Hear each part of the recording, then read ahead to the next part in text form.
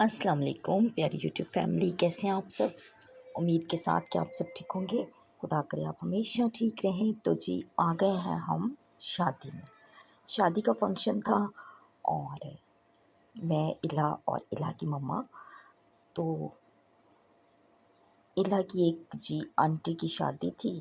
तो फिर इला कहने लगी कि दादो भी साथ चलें और इला की मम्मा भी कहने लगी।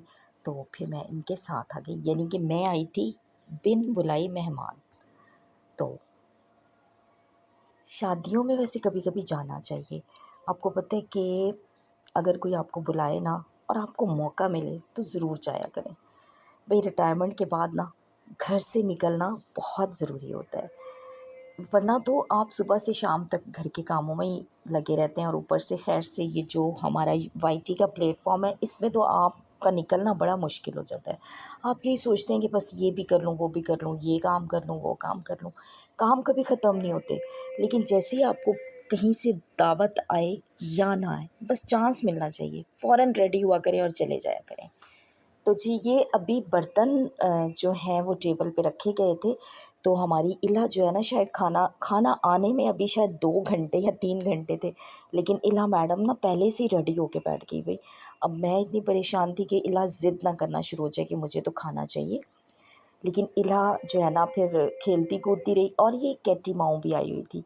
और जी इला की तो बड़ी ही मौज हो गई। मतलब इला को एक मौका मिल गया कि खेल कूद का।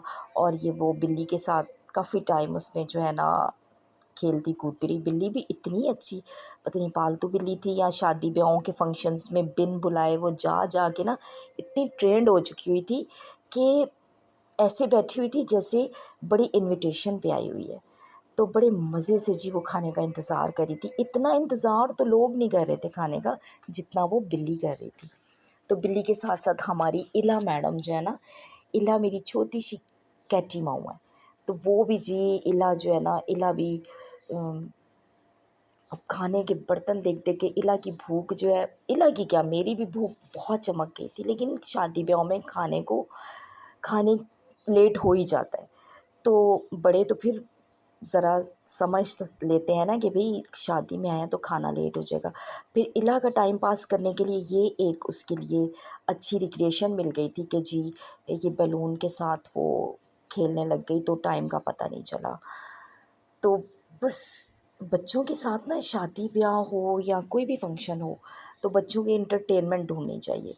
तो इला तो कभी स्पून्स लेके, तो मतलब अब बर्तन रख दिए गए थे और खाने का दूर-दूर तक कोई पता नहीं था।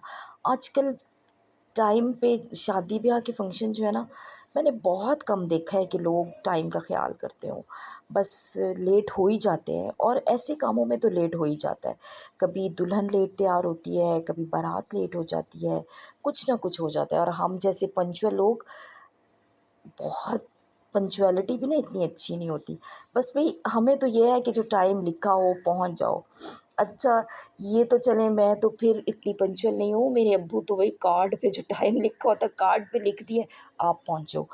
फिर हम कहते थे अब्बू अभी तो कोई गेस्ट भी नहीं आया होगा, कोई भी नहीं आया होगा। लेकिन वो कहते थे नहीं भई नहीं।